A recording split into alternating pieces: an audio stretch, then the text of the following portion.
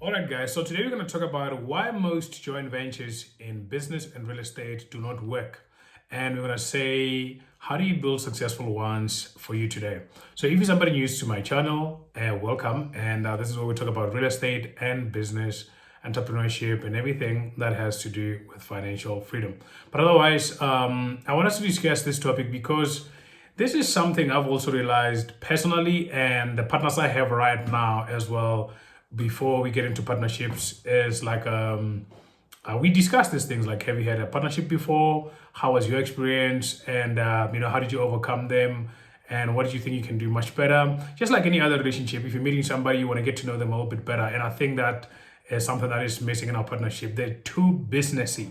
There's no personal sharing of experiences and also finding mutual ground. And I think mostly because most startup partnerships are coming from a place of getting things done or getting the money done besides putting the relationship first. So one of the things I have been also driving myself on was get money done, get money done, get money, get money. I need to prove that the money was not even from a greedy place, but it was coming from a place of actually proving that my idea works. Like if you get paid and then you prove that, oh, my idea actually works. It was coming from that point of view. And I think that's where most entrepreneurs and business owners and real estate investors as well, especially if they're starting out, their partnership come from that place of, hey, let's prove that this idea works and then implement it and get the results. And then they expect the results to build a good relationship, of which sitting here right now, looking back in retrospective, I wish I knew what I'm going to tell you guys today as well. And at the end, you find out that a lot of partnerships started with all good intentions. We sat down, maybe had coffee or beers, and then we had a discussion about a common goal we want to achieve. And then we decided, okay, let's just go do it together. And I mean, two is better than one in all aspects of life. You know what I mean? If you're somebody who has a partner, you know that facing a life with a partner or wife or husband is much easier than doing it on your own as well.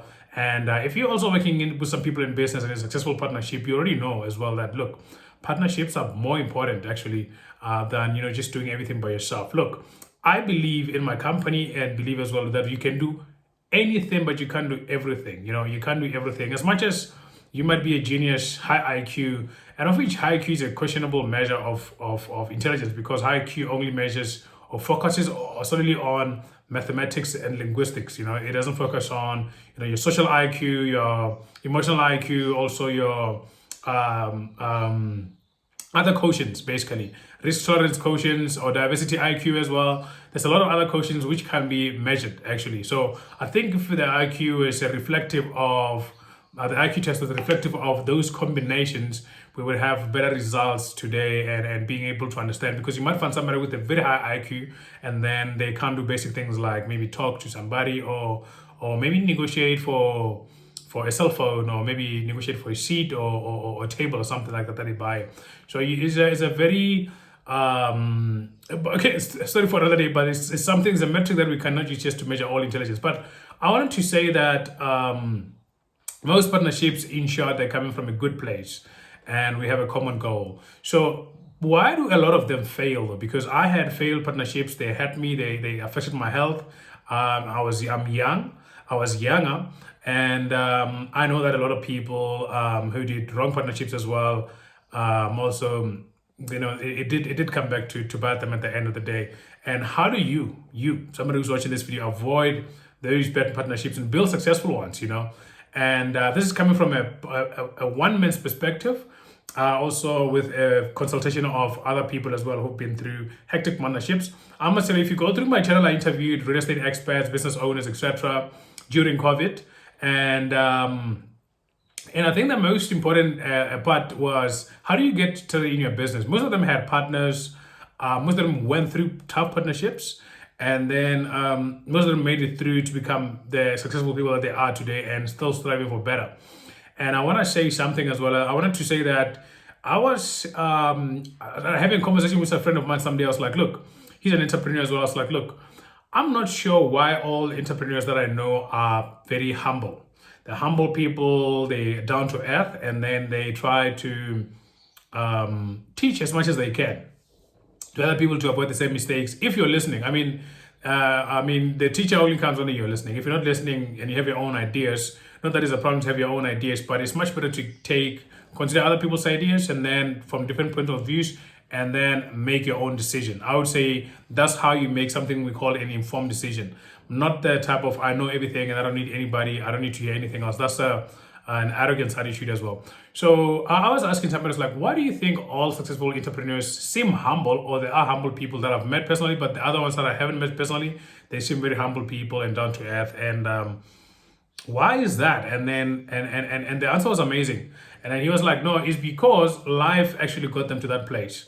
And life got them to that place through the hardships they experienced through their journey. And then they got to a point where they realized, look, I'm not the genius Einstein who just make everything happen just sitting by themselves. I need other people in life. I need relationships. I need a team. I need other people who are strong where I'm weak, and I need people who are running mates, partners, etc. And all those things I need on my real estate journey. And I think we're gonna have a video discussing running mates and relationships on another time, in business as well specifically. And I think relationships anywhere are more important than money, especially in business. So let's talk about why partnerships fail. So most partnership fails because number one, you do not have everything in writing or in paper. So let's say me and you, I'm from Limpopo, for example. Let's say me and you are going to Limpopo, and then you say, hey, Mirza, when are you going to Limpopo? I'm like, Friday. I'm like, okay, I want to go to Limpopo to you on Friday, man, let's go. I'm like, okay, not a problem. So first of all, you don't ask me what time, and then do I want to pass somewhere? Is there somebody else who's going to be in the car? And then, am I going to be carrying, anything in the car? Do I gonna need a baki or whatever? You just said Friday we're leaving together, and then you say in your mind, you say, okay, I have a transport coming on Friday, and then you relax.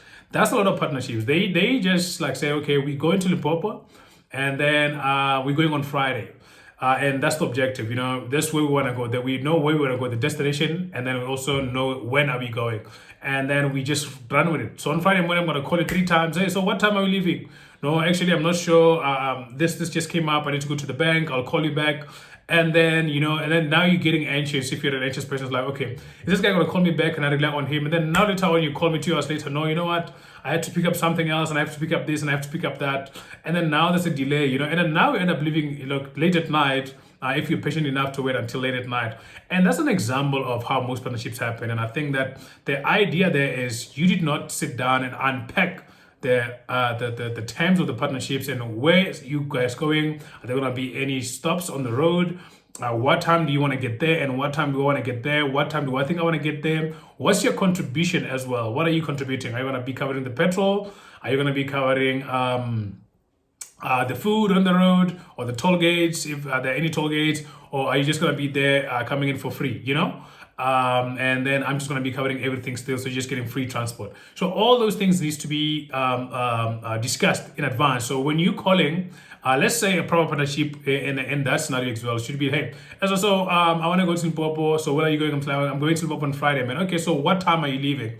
I'm leaving at 4. All right, no, I also have work. I'm usually like knock off at 5, and then but then I can come through 4, or is it possible to push it for 6 when I can be back? And then I'll also, and then if I say yes, it's flexible for me, or I can say no, I have to get there a little bit earlier, I have some things to do, I have a project to go, I have a meeting, etc., etc. Then you can say, okay, maybe I'll have to find somebody else. But if I say yes, let's move it to 6, then you can, not a problem. You say, okay, then I'll cover your petrol and this and toll gates. Are you happy with that as well? It's like, okay, yes, you can be able to do that. And then I can tell you, like, yeah, however, I'm gonna be passing by maybe Mokopani for picking up something, for my project or whatever, or my sister or my parents send me to pick up something at Mokopani, and then it might take around 45 minutes. Are you okay with that? So meaning if we're gonna leave at 6, we have half an hour to Mokopani, and then we take like 45 minutes, which is an hour. And then that means you're going to be in Polokwane in 4 hours drive instead of 3 hours. So are you okay with that? And then you're like, yes, that's fine, because on my side, then, if I had to meet up somebody at 7, I'll have to push it to 8, 9, or I'll have to push it to tomorrow. So those things are well communication. Can you see the amount of communication that went into that? So that's a clear communication of where we want to go, our stops, and then where are you getting off as well? No, actually, if you can drop me in town, somebody's going to pick me up, I'll tell my uncle, whoever, or can you drop me out at the gate at my place, etc. So all those things are needs to be discussed and ironed out, and then at least we know what trip or what journey are we taking together. So this is just me trying to simplify the partnerships and putting everything down on paper. You know what? I wanted to make a very short and small video, but I can see we're already going in for a while right now. So, and then the next thing that is very important is put a dollar value on your contribution as much as possible, you know, because it helps. It helps to figure out how much are you contributing in value as well. And then also, how does your partner see the value you're contributing to?